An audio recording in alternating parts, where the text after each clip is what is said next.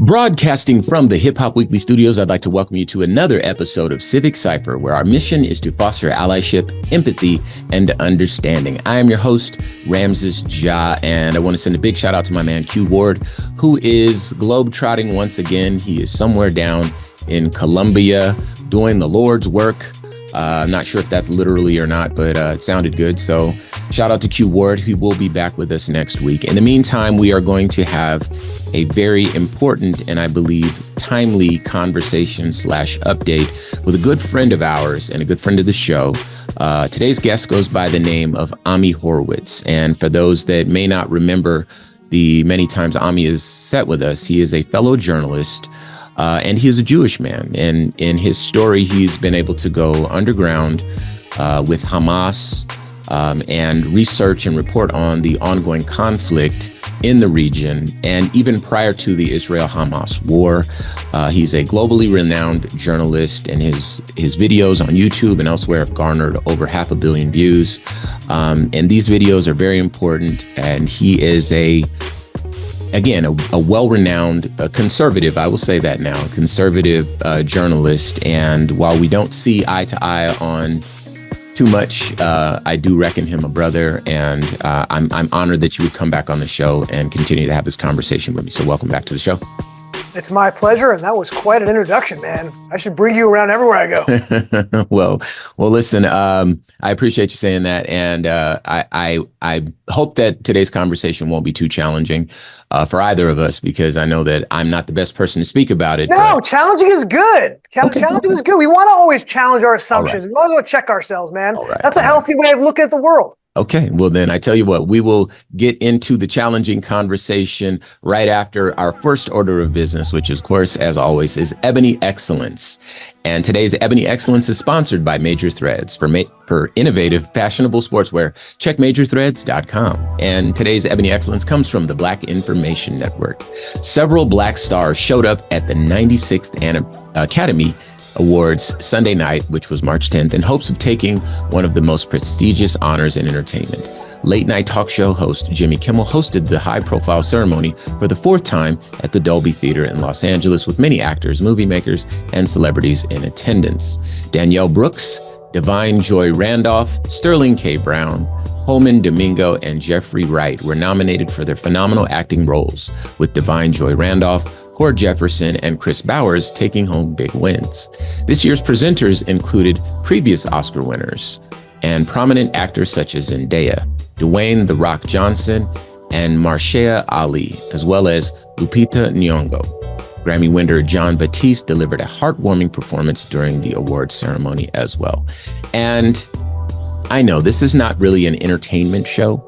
We talk about things that are based in politics, based in social justice. But in terms of Ebony Excellence, and this is really why we incorporated this feature, it's important to celebrate creativity. It's important to celebrate ingenuity. It's important to celebrate intelligence, particularly when it comes from Black people. A lot of people, in a lot of people's minds, when they think of Black people, they think very negative things.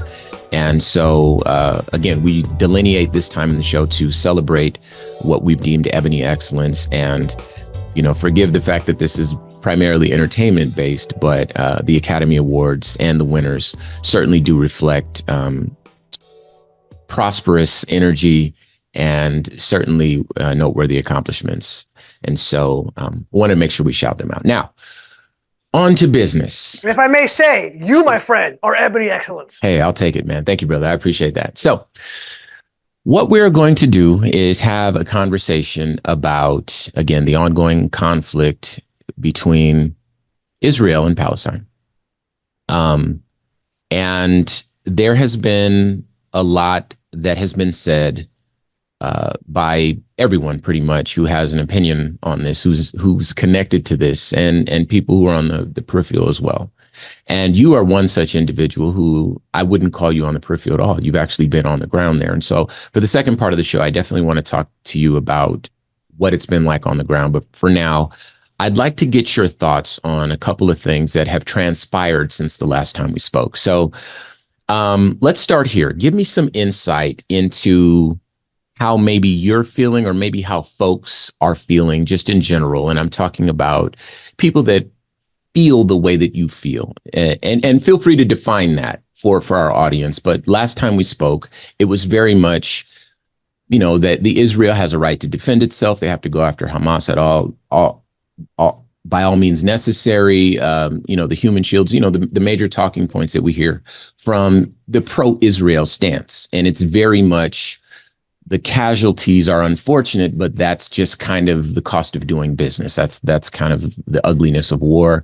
So be it, onward and upward, and let's keep carpet bombing the Gaza Strip. And so again, you tell us that, and then I want to get an idea of what your thoughts are with respect to how the fact that global support has shifted away from Israel more in favor of Palestine. So please tell us sort of your feelings, and then how that hits you. Look, and I wouldn't use the casualness of, hey, is the cost doing business, whatever. I mean, I think Israel always feels a moral responsibility in terms of how it deals with its enemy. I think it always has. I remember there was a quote that you and I talked about off the air from Golda Meir, which said, I think it's exact, but I might be slightly paraphrasing, which said, I could forgive the Palestinians for killing our children. I will never forgive them for making us killers of their children. I think it's a very, very powerful statement, because it does go essentially to the point that I've been trying to make overall, which is there is no casualness or callousness when it comes to Israel engaging in war with the other side, no matter how obscene or how brutal or barbaric what they did to us was. And I think it does, in fact, encapsulate the feeling of Israel when it deals with war, which is, look, we know when we get in war, there are going to be casualties. There are going to be children who are killed. We know that. And it kills us that we have to engage in that kind of behavior and have to do that.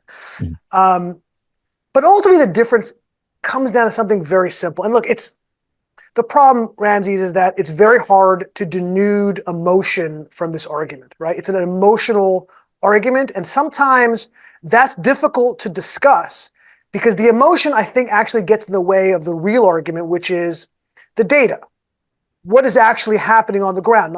Now, obviously, I'm going to hold this against you. You used the word carpet bombing, which a lot of people have used, and this is part of the problem. If Israel was carpet bombing Gaza wouldn't be there. Well, there's an argument, Ami. There's an argument that Gaza is not there.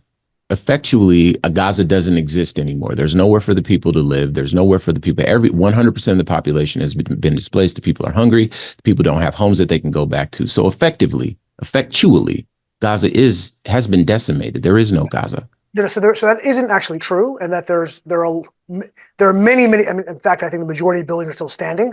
A lot have been taken down for sure, but you're not seeing the entire Gaza Strip, right? Okay, so the population centers is what I'm referring to. Yeah. Oh, even in the population centers, there are many neighborhoods standing, but yes, most of them have been displaced. But what I'm talking about is if Israel was in fact carpet bombing, you wouldn't have 30,000 dead.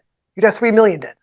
Israel has the ability to bomb every inch of that and kill every single person there. So the reason why I don't use the word carpet, because carpet bombing has a specific military attribution, which is completely random destruction of a city or a country.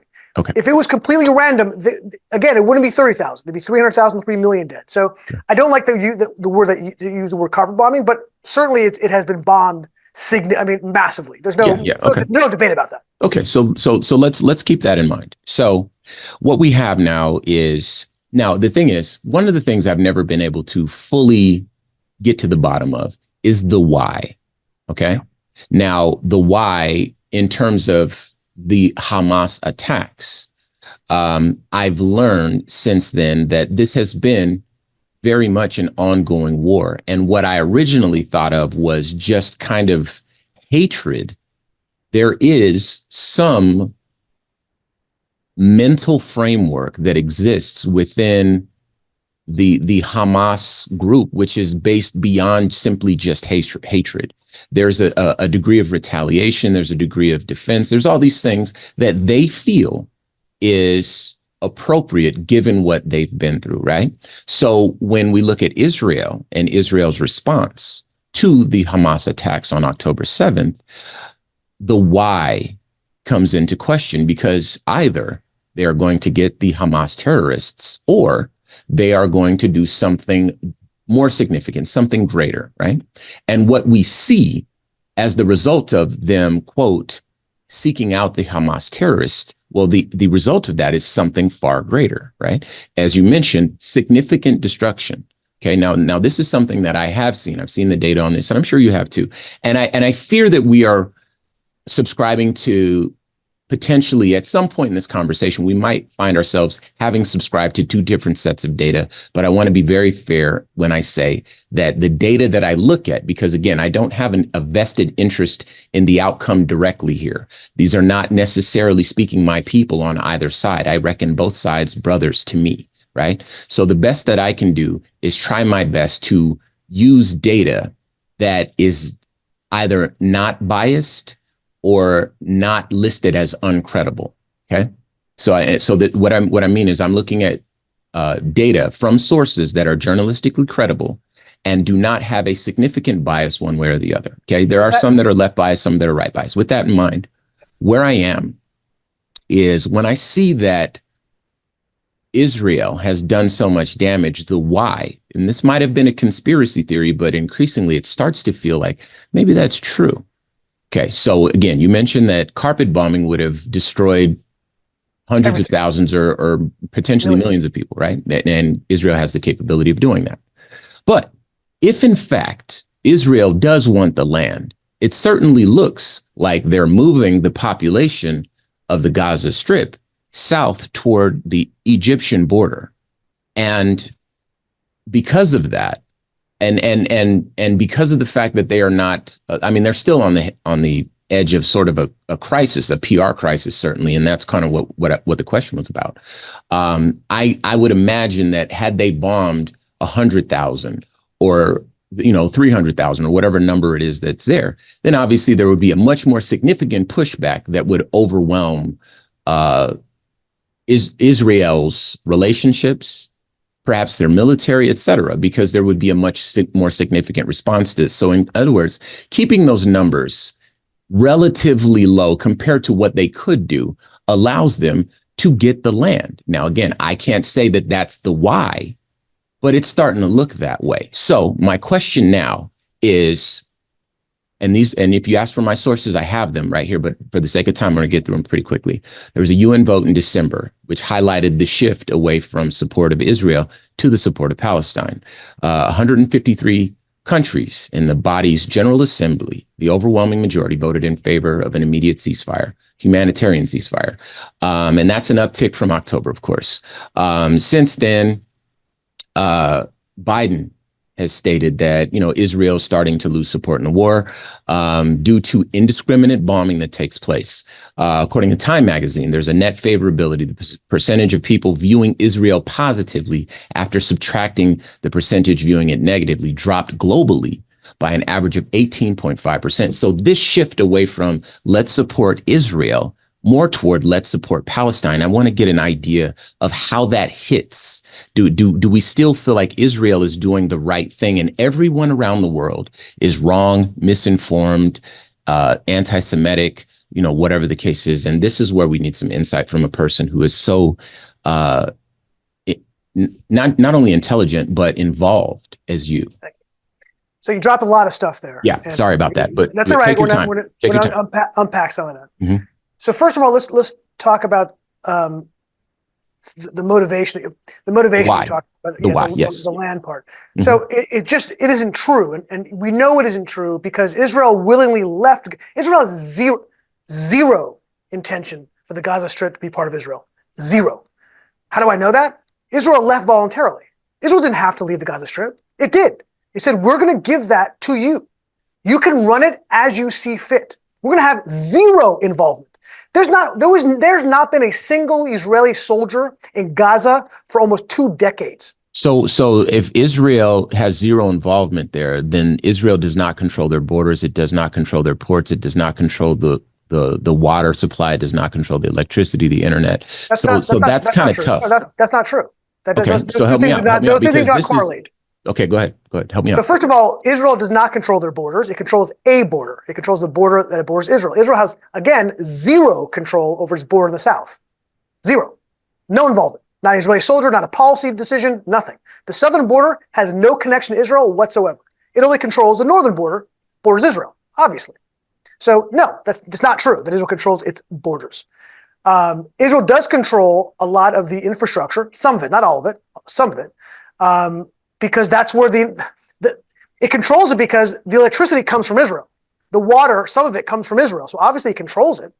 Hamas decided it wasn't going to build electrical infrastructure for itself because that would mean it had to spend money for its civilian infrastructure and not its terror arms. So it was happy to have Israel provide all the electricity. So Israel controls it because they provide it. If Hamas or the Palestinians or the Gazans built their own power plants, which they could have, by the way, they get billions of dollars in funding from abroad and from Israel, by the way. Israel also funds them. They could have spent their money, instead of building tunnels, they could have built civilian infrastructure. It decided not to do that. So the reason why Israel controls it is because Israel gives it to them. Obviously, if you're giving something to somebody, you could take it away, especially if you went through the brutality that it went through on October 7th. So yes, some of these are technically true, but when you start putting context around it, it starts to make a little more sense. Well, okay. So then there's another one here. Now, be that as it may, as far as... I want to make very clear, I'm sorry, one last thing. Yep. The land thing is it is a conspiracy theory. Again, there's zero, Israel has engaged in war with Gaza many, many times since they were given autonomy over the Gaza Strip, many times. And they've never taken 1 inch of territory. There's literally no evidence that this is an intention of Israel, and it truly is a conspiracy theory. So here's where I was just looking at something last night, right? And I don't have it in my notes today because, again, I found that I think it's I forget the name of the magazine, but it's a Israeli owned magazine. It starts with a 9, it's 3 digits. But they have a left bias.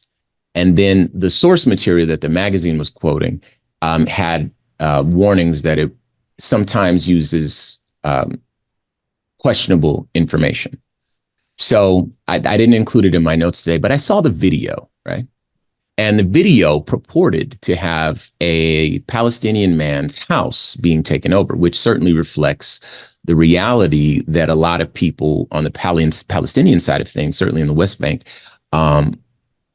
suggest is going on. There are people that are just taking land, taking houses, redrawing borders, these sorts of things.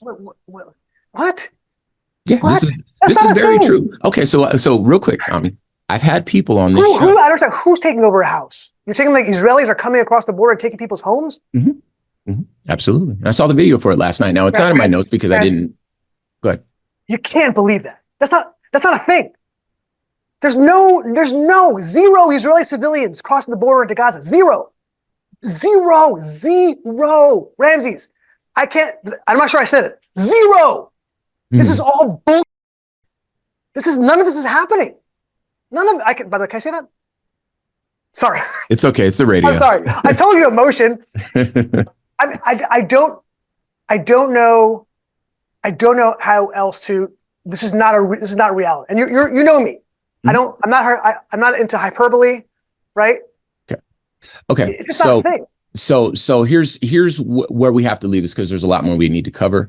Okay. I want to make sure that I state 2 things. One is that there are people who have lived experience, who have brought it to me. I, of course, don't live there, but they feel just as passionately as you do. Sure, and they say that it has happened to their family members. Their family members no longer live in houses that are now occupied by Israeli people in Gaza or in the West Bank. The West Bank specifically is what I remember. Okay. And real quick, Ami, those people will be on next week to share their perspective on this. So I do want to move on because there's a lot that we have to cover here. Okay, I just want to be I don't want to besmirch these people, but I'm telling you that somebody tells you that they have a home, the Israeli citizens then crossed over to take in Gaza. I hate to, they're lying to you. They're lying to you. All right. And there will be there's no evidence for that. Zero evidence. So we're going to move through the rest of this a little bit quicker. Talk to us a little bit about the many videos that are coming out that are showing sort of that misconduct of the IDF and the humiliation of the Gazans. So how does that hit you when you see those videos? Real quick, give me like 30 seconds. Yeah. So there, of course, when you're in war, forget about the general amount of deaths in war, but there's going to be misconduct, unethical, immoral behavior by certain soldiers, and there's no doubt to me that some of that has occurred. Okay, and it hits me very, I want to make sure that poorly. Real quick. I want to make sure that we're addressing the fact that it's quite prevalent. So please continue. Yeah, I'm not sure how. I don't think it's that prevalent. I think that when you have this kind of war with the amount of battles going on, if it happens, I don't know what the number, 10, 20, 50, I don't know. I must make up a number. I don't know. It's not prevalent. It happens. They're isolated. And by the way, when videos come out of this stuff, they get punished in court-martial. That shows you how serious Israel takes it. They court-martial and arrest people who they have proof are having misconduct or behaving immorally in times of war. Okay, thank you for that. I want to move on to what was it like watching the video of the U.S. soldier, Aaron Bushnell, when he set himself on fire yelling "Free Palestine"? Did that give you pause to suggest that maybe there are people who are sincerely hopeful for a free Palestine at some point in the future? I'm sure there are a lot of people who are hopeful and want that. And so to go to that degree, how was that discussed in circles that you're familiar with? I mean, it was horrific to watch. But again, I don't want to be callous about it, but I mean, for him to die for this was a terrible thing. I mean, I don't know how to say it to you. I mean, it wasn't, nobody's laughing about it. Nobody found it funny.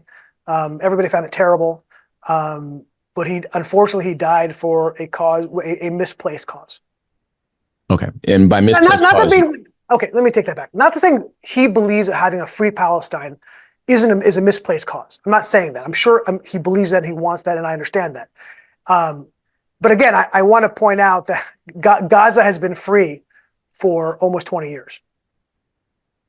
Okay, so here's what I'm going to do. We're going to have to come back to this, but there's been a lot of things that have been stated, and I personally have researched them. Maybe you've researched different sources, but I want to share them before we move on, and then we'll have to come back to it. So just let me get these off, and then we'll come back. So some of the things that have been determined to be lies: one, that there was already a ceasefire in place on October 6th.